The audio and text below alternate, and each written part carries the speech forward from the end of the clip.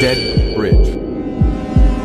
If you've ever crossed Jericho Falls Bridge just after midnight, you probably didn't notice the dent in the right side railing, or the faint rust lines trailing downward like old bloodstains. Most people don't, but I do, because that's where I almost died. They said it was just black ice, a freak accident, no one's fault. But I know better now. The bridge didn't fail because of the weather. It failed because someone made a choice to ignore what they knew. And I've lived with that silence ever since. The funny part? I was lucky, because I survived, to remember every second of it. It was February 3rd, 2014. Cold, dry, and quiet. The kind of Midwest winter night that turns the highway into a ribbon of frozen glass. I'd been driving that route for over a decade, from the Detroit loading docks up to the steelworks past Iron Bay. Same cargo, same bridge, same curve before mile marker 229. My rig was steady that night. New tires, clean maintenance sheet. I'd called dispatch at 9:47 p.m. Routine check-in. All systems normal. ETA was 2:30 sharp. And I remember thinking, 2 more runs and I'll take a week off. But then the road ahead started to shine in a way I didn't like. Not glistening like snow. It looked slick, flat, too perfect. I let off the gas, shifted down, reflex.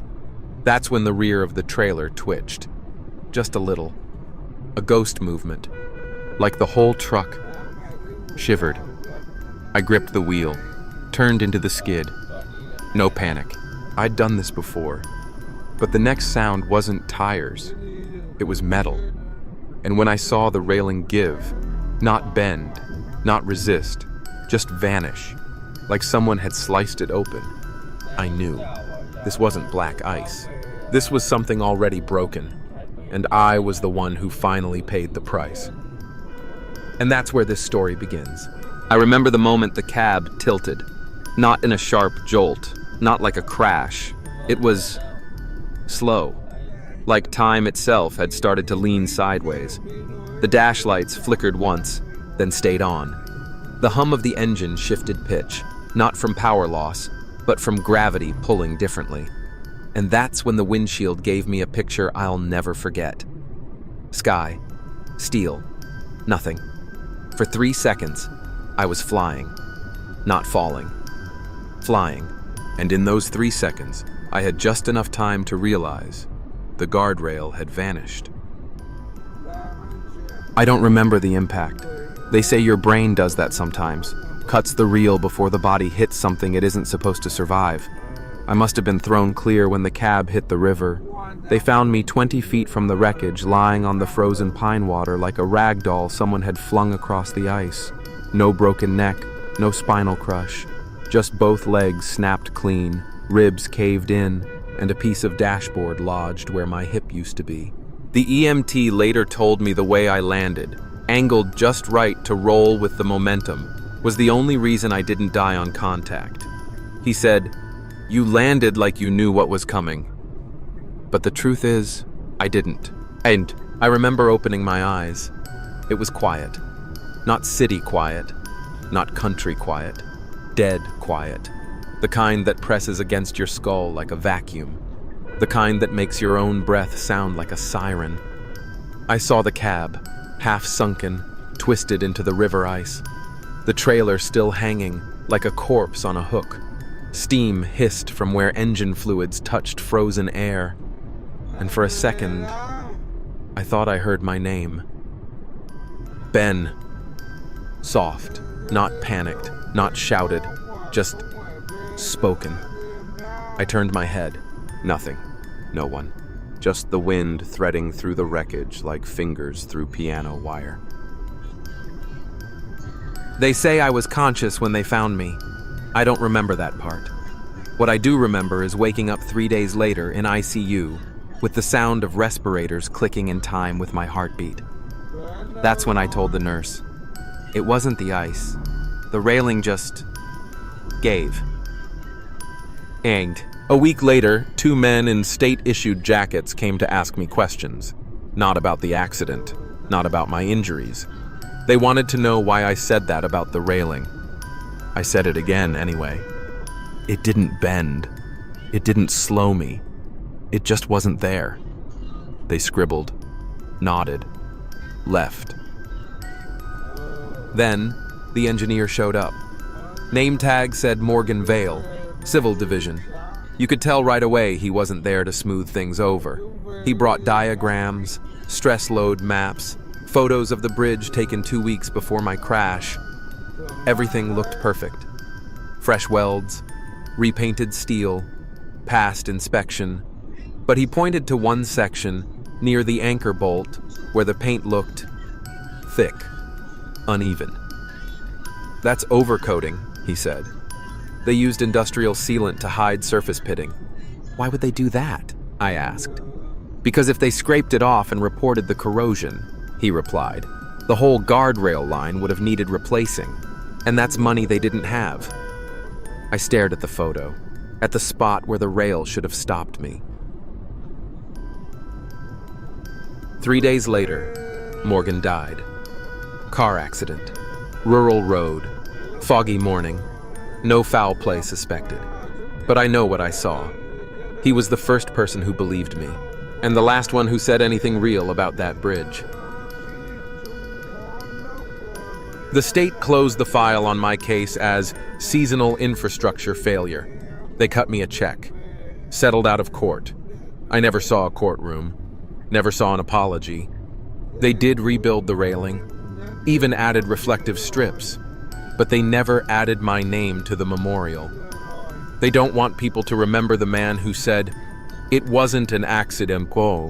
I get asked sometimes why I still talk about it, why I tell this story over and over, and I always say the same thing, because if I don't, then that railing falls again, not to the silence. I left the hospital with 2 legs no longer whole, a memory fractured by brain trauma, and one question no one had answered.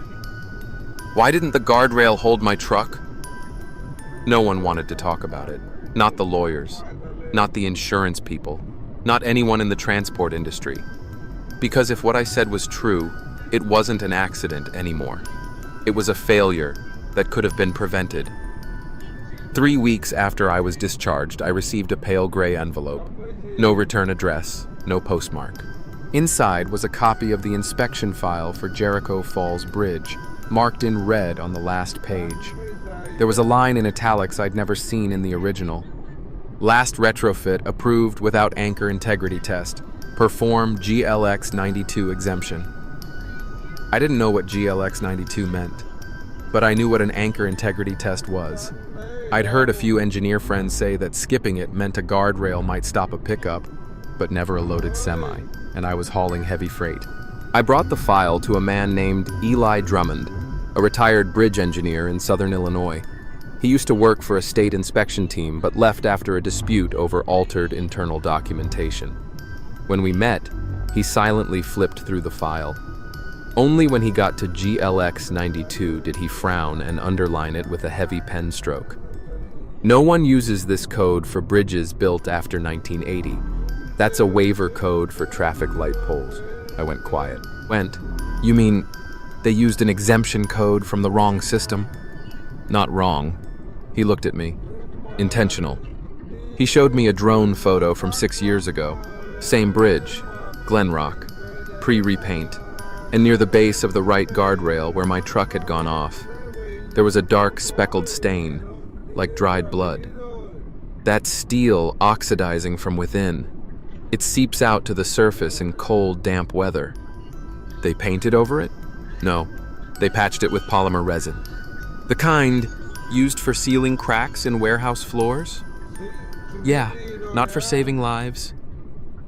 We tried calling someone from the original inspection team, a woman named Verna Sloan. Her voice trembled when she answered, but as soon as she heard my name, she cut in. I'm not allowed to talk about that bridge. I'm the one who fell off it. I know. She paused for a long time, then spoke quietly, almost a whisper. We raised concerns, but they reassigned the lead engineer in the final week. He signed off without ever visiting the site. Is there paperwork? Locked in state-level internal files. That's when it started making sense.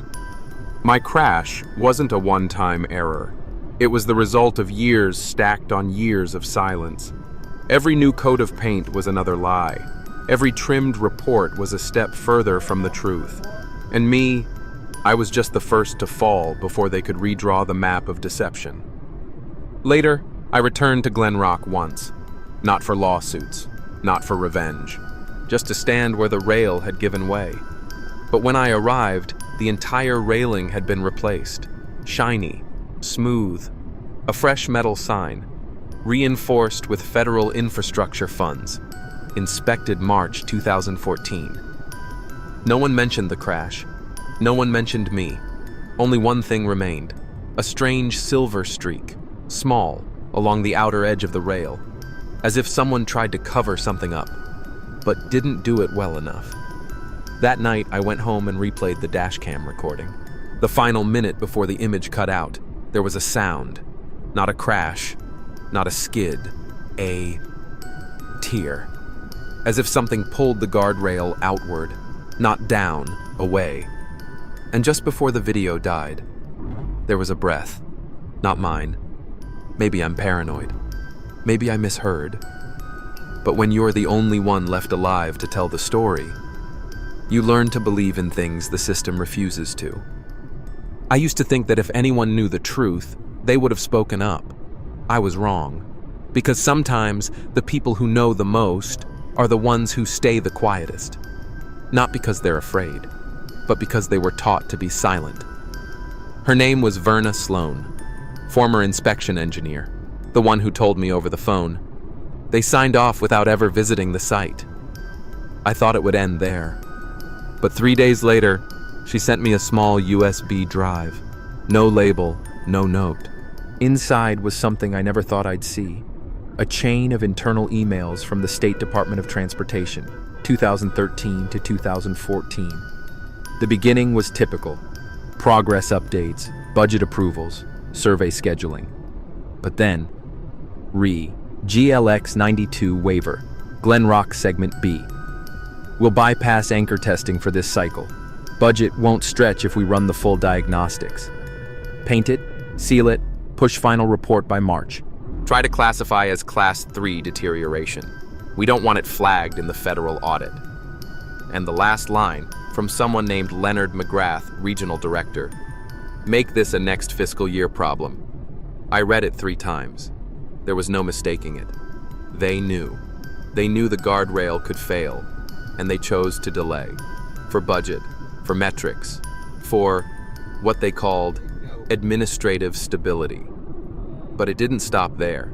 In an email marked confidential, do not forward, there was a scanned copy of a technical report, hand annotated, corrosion at 9.2 mace, deep pitting, recommend anchor core replacement. Next to it, in red ink, overruled, surface patch only, do not escalate. Signed, E. Connolly, lead engineer at the time. I called Verna immediately. Her voice was frail, like someone who hadn't slept in weeks. I kept it for my conscience. Why didn't you go public? You think I didn't try? They silenced you? No. Worse. They made me disappear. What do you mean? I was let go. No reason, no response, no termination papers. Just no longer in the system. For the first time in my life, I felt like I was fighting something without a face. Not a person, not a boss, but a system. A web of tiny decisions, dressed up as administrative procedure, used to bury human lives. I sent that email chain to an old friend, Max Heller, a former investigative journalist who once specialized in public accountability. He read in silence for 30 minutes. Then he said just one line. This is the new Flint water, but with steel instead of lead. This isn't an accident. This is systemic rot in metal form. Max told me to meet in 2 weeks. He'd reach out to internal sources, file FOIA requests. But 4 days later, he vanished. No message, no calls. His email went dark. I called the paper. They told me Max had taken an extended personal leave. But I knew Max.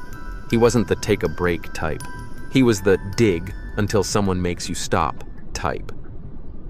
A week later, I received a strange text. No sender ID. Keep the emails off public servers. If you talk, use a recorder. And never, ever walk the bridge again. I wasn't afraid. I was furious. They wanted me to forget. They wanted me to think my fall was just a coincidence. They wanted me to believe in statistics, in clean reports with redacted lines.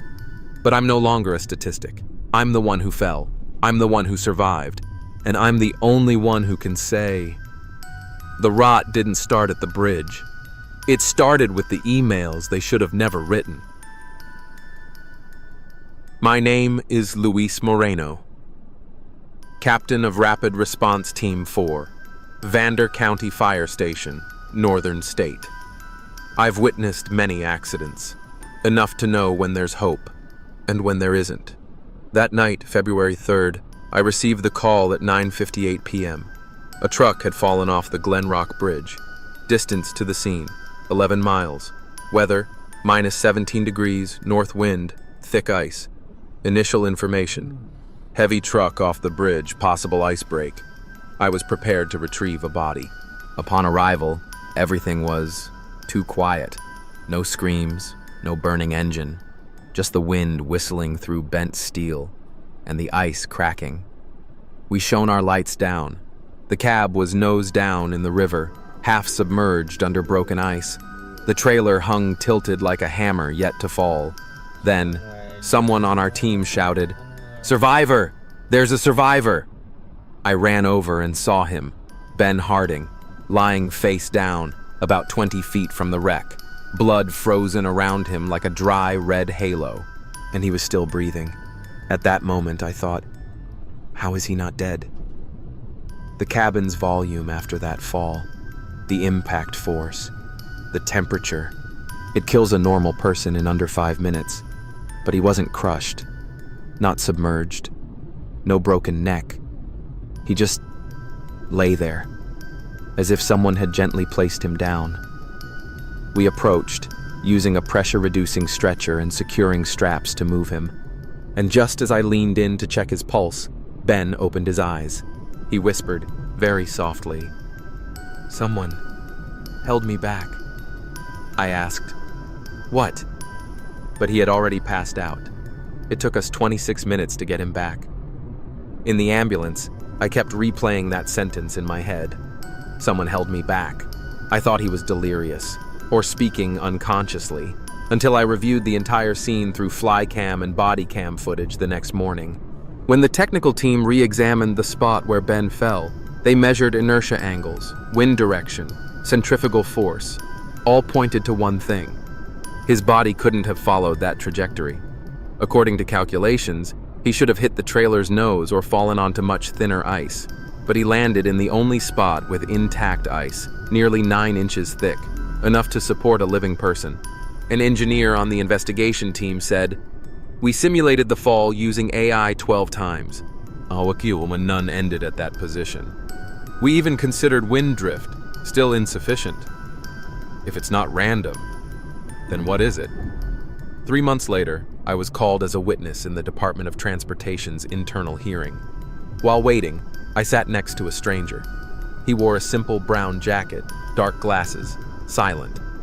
But when I mentioned rescuing Harding, he just nodded and said, "Glen Rock Bridge had 3 similar accidents, only Ben survived. The other 3, no one knows about, because they fell right where the ice was weak." I asked, "Who are you?" He didn't answer, just pulled out a handwritten note. If the ice hadn't cracked there, the truck wouldn't have stopped. If no force had held the trailer back for a split second, the rig would have crushed him. And if he had fallen 3 feet off, the blood wouldn't have clotted in time. At the bottom, he wrote, "You call it luck. I call it redirected momentum." Since that day, I've thought more about things unseen, about the feeling when I stepped onto that ice. Not slippery, not soft, but strangely solid. and about how the light from our lamps reflected off the ice around where Ben lay, not cold gray, but a soft yellow, as if a thin film enveloped it. Maybe it was coincidence, maybe rare conditions, or maybe something didn't let him die, not to save him, but to keep him alive long enough to tell the story. I no longer do rescue work. I teach survival skills at a high school. But every time I pass that bridge, I still stop and look down at that ice.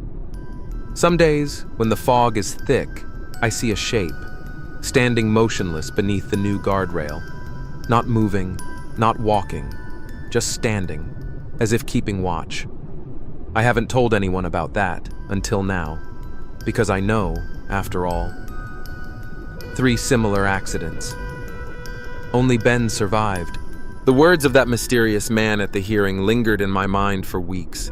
No records, no identity, just a hint. I decided to follow the lead, not through the press, not via lawyers. I did it myself, because I'm the only one alive to understand that the scariest thing isn't the bridge, but what's been forgotten. I started at the Ashmore State Transportation Archive, where technical and accident records are digitized after 5 years. I requested access to vehicle fall incidents at Glen Rock Bridge and similar bridges within a 300-mile radius. The staff looked at me as if I were asking for classified files. But after a few minutes, she said, "Only one officially recorded case in the past 5 years. Yours." That can't be. If there were more, we'd have records. I asked, could some reports have not been entered into the system? Only for administrative reasons, for example, pending budget approval. Oh, pending budget approval. That phrase sent chills down my spine. I sought out someone else, Harold Trent, a retired technical clerk, who still lived in the outskirts of Alder Creek. He was the only one who remembered the pre-digital paper storage system. I brought coffee, 2 bridge maps, and 1 question. Were there accident records that were never digitized? He smirked. What do you think? Then he stood up, rummaged through an old tin box in the attic. I kept a few hard copies, the ones that haunted me. He handed me a thin file. On top was a 2008 case. Vehicle skid, South Linden Bridge. Time, 2:03 a.m. 1 fatality, right guardrail bent. Then another from 2011. Truck tire slip, Dry Hollow Bridge, guardrail broke at the 4th anchor point. No post-accident inspection report. In total, I counted 6 cases. All shared common traits. Bridges built in the 1970s. Guardrails failed at one of the 3 lowest anchor points, prone to corrosion. Occurred in winter between 1 a.m. and 4 a.m. Most had only 1 witness, and none led to major repairs. I took the list to meet Mavis Rourke, a former civil inspector who worked at the Department of Transportation from 2009 to 2013. She lived in a small wooden house near the Wisconsin border, having declined media interviews for years. But when I showed her the list, she looked at just 3 names, then fell silent. I wrote reports for 2 of these cases, but after submitting them, my name disappeared from the official records. They erased you. No, they placed my name in an unverified internal consultant position. That means the report holds no value. And the victims' deaths? Considered natural accidents. I asked her, "Why didn't you speak out?" She replied, slowly, with eyes no longer resentful, just empty. I did speak out, but no one listened. Deaths don't start from broken steel. They start from silence. A system that chooses to delay repairs for 6 months, then blames the weather. People don't die from impact. They die because reports weren't read in time. I returned, reorganized all the data, mapped out the 6 bridges, drew the accident timeline, marked inspection dates, maintenance proposal submissions, and accident occurrences. The average gap between a rejected maintenance proposal and the accident, 118 days. It's like a deliberate delay cycle, enough to postpone until no one is held accountable. I pinned that chart to the wall and realized each case isn't an isolated point. but a link. And I'm the first survivor to reconnect that chain. I went back to Glenrock once more, on a night when snow fell thick like fog. No one else on the bridge. Light wind, but bone-chilling cold. I stood exactly where I had fallen, and in the thin snow atop the new guardrail, someone, or something, had drawn a spiral mark, not a snowflake, not a handprint. But I recognized that symbol. I'd seen it in one of the old technical drawings, an internal code for a load-bearing point that had been provisionally accepted. Not everyone in the system lied. Some tried to leave clues, in their own way, not through words, but through traces, and through deadly patterns buried beneath the snow. I believed that until I met Ronnie Ames. His name appeared last in the criminal investigation documents.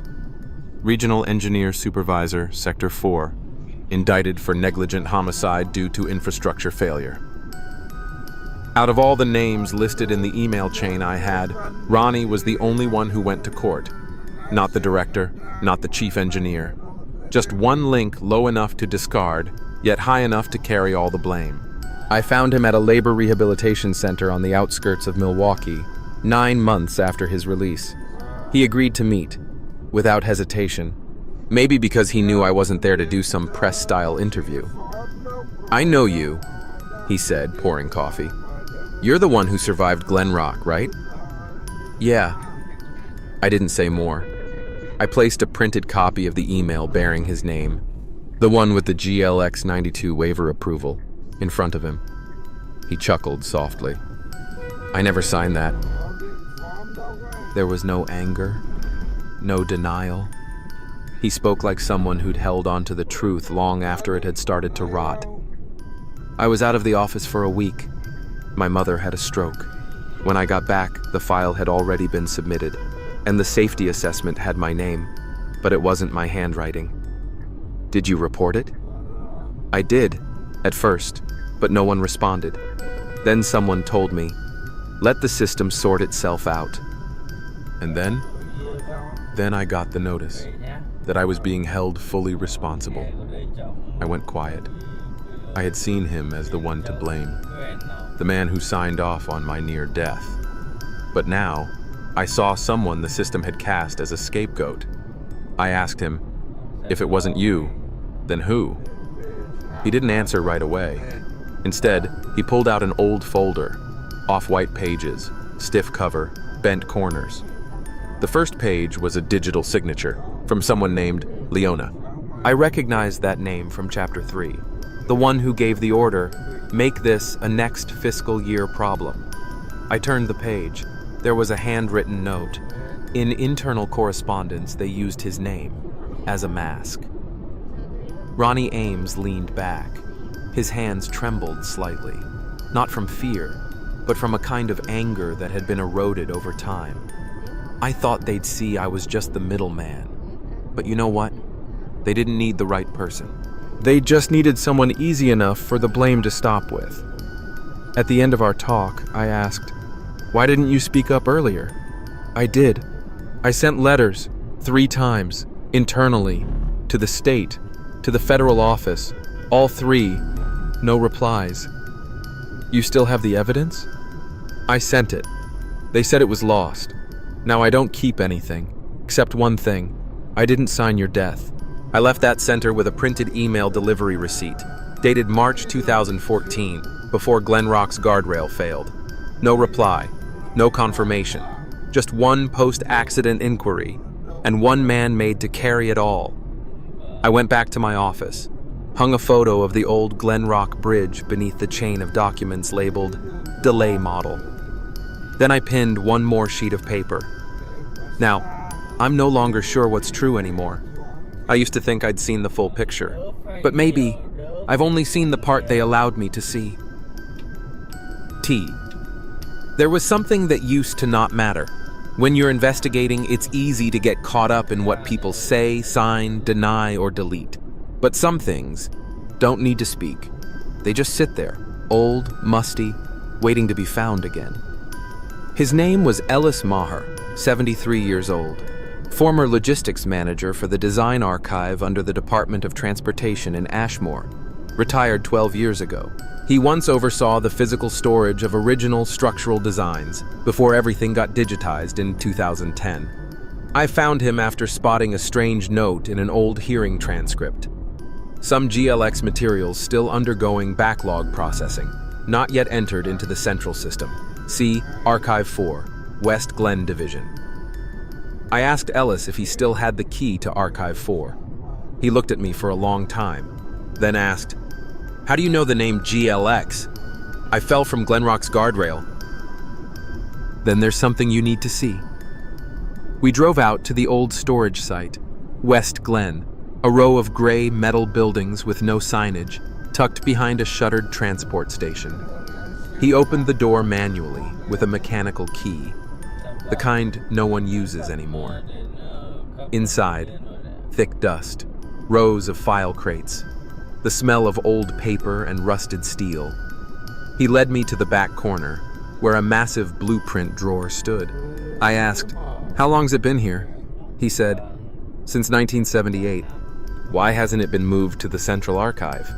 "Because no one remembers it exists." I opened the drawer labeled GLX Bridge Line Design, Phase A. And there it was, something I'd never seen before. The original hand-drawn railing design for the Glenrock Bridge series. Ink on blueprint vellum, untouched margin notes. I read line by line. Warning: anchor spacing under wind shear exceeds recommended tolerance, plus an 18%. Right guardrail must reinforce point 4. Do not use anchor base D17. But next to it in red ink, someone had crossed it out and scribbled, "Override per Supervisor E. Connolly. Use D17 to reduce material costs. Ref Memo 4B." From the very beginning, the design was wrong, and the person who approved that change was the same one who later ordered the inspection suppression. I turned the page, an internal comparison chart, side-by-side spec sheet, railing model D17 versus D20. D17 had a red line drawn through it. Use only for bridges, 30 feet. Exceeding this increases anchor failure risk 3.4x in freezing conditions. Glenrock stands at 72 feet. I froze. This wasn't just delay. This wasn't just hiding mistakes. This was, they chose wrong from the very first draft, and they knew it was wrong. Ellis stood beside me in silence, then handed me a sealed plastic pouch. Inside, Memo 4B, the original. Signature, E. Connolly. Handwritten note, D20 not feasible if budget must stay under 1.2 million. Final line, switch to D17, keep internal only. I left that archive like someone who just uncovered a sunken ship, perfectly intact beneath the ice. Not because it was beautiful, but because it wasn't supposed to exist. If I hadn't asked. If Ellis hadn't kept the key. If no one had remembered this warehouse. Everything would have stayed buried. I brought the drawings home, scanned them, sent them to 2 independent engineers. Both concluded D17 is structurally insufficient for any bridge over 50 feet. If it was knowingly used, this wasn't a mistake. It was intent. That night, I didn't sleep. I turned on every light, spread every document across the floor, connected the timeline, flawed design, warnings erased, repairs delayed, internal emails buried, one man scapegoated, one survivor who spoke. I used to think I fell because of ice, because of bad luck, because of poor maintenance. No, I fell because of a wrong decision, signed in 1978, and buried, literally. I don't know who else might still have drawings like these, or how many bridges were built from blueprints that were never meant to hold, just to save on steel. But I know this much. They didn't expect me to survive. They didn't expect Ellis to keep the key, and they didn't expect that non-digitized memory could still come back. I stood before the Glenrock Bridge, the one that nearly took my life. The wind whispered through the gaps in the new railings, hissing like voices from the past. The bridge had been rebuilt, stronger, modern, but in my eyes, it remained a symbol of betrayal and deception. I remembered the days in the hospital, unable to move, staring up at blank white ceilings. I asked myself over and over, why did I survive? And now I know the answer: to tell this story, to bring the truth into the light. I'd gathered enough evidence, the flawed original blueprints, the internal emails that buried the facts, and testimonies from those who once worked inside the system. I laid it all out before Congress, hoping no one else would have to endure what I did. But as I ended my testimony, a senator asked, "Do you believe that bridge was ever designed to hold anyone?" I didn't know what to say. Because deep down, I knew that bridge was never meant to hold anyone. It was built on cost-cutting, on bad decisions, and on a disregard for human life. I left the chamber feeling lighter, and yet burdened. I had done everything I could. But was it enough to stop the next tragedy? I returned to the bridge one more time, looking down at the river below. The current rushed on, carrying the wreckage of the past. And I knew, no matter how many bridges we rebuild, the wounds inside me will never fully heal. But I also knew, by telling this story, I had turned my pain into a warning, and with hope, no one else will fall like I once did. 3 months after the hearing, I received a handwritten letter, rare in the digital age. The ink had bled slightly, smudged by water. My son drove across Glen Rock once too. He wasn't as lucky as you. Thank you for not letting his death be forgotten. I folded the letter gently, like keeping a promise. Not everything changed after the hearing. There were no medals, no breaking news stories. But what did come came quietly and real. A new law, called the Kaufman Clause, was passed, requiring every state to publicly disclose all bridge inspection data verbatim, with no edits. An open-source network created by truckers called Bridge Watch, live updates with photos, GPS tags, and public safety alerts. And on the U.S. highway map, 72 bridges newly marked in red, the ones that had almost killed someone. I no longer drive cross-country, not because I'm afraid, but because I've gone far enough. Now I teach in a civil engineering program. The final semester course is titled Post-Crash Analysis, The Truth Behind the Numbers. Every year I tell my story, and every year at least one student asks, if people knew, why didn't they stop it? If the reports existed, why didn't anyone act? I don't have a satisfying answer. Just one line I write on the board, every final lecture. Silence is not neutral, it's a force, and sometimes its weight is death. A year after the flawed blueprint was made public, I returned to Glen Rock, a third time. No cameras, no banners, just me, and a small new plaque at the bridge's edge. A thin aluminum plate, black print, Glen Rock, rebuilt, 2023. On foundations of memory, never forgotten. I stood still, quietly, as if listening for an echo. Not from steel, not from wind, but from the old silence, the one that had killed in its stillness. That night, I got a message from a young engineer. I refused to sign off on a guardrail material downgrade today. My supervisor asked, "Aren't you being too cautious?" I said, "Ask Michael Kaufman." I didn't reply. I just sat in my car, turned on the radio. The signal was patchy, static, wind, and for a few seconds, I heard that old voice again. Watch for black ice. Remember Kaufman. Some truths don't need to be loud. Some don't need to be repeated. They just need to be heard at the right moment.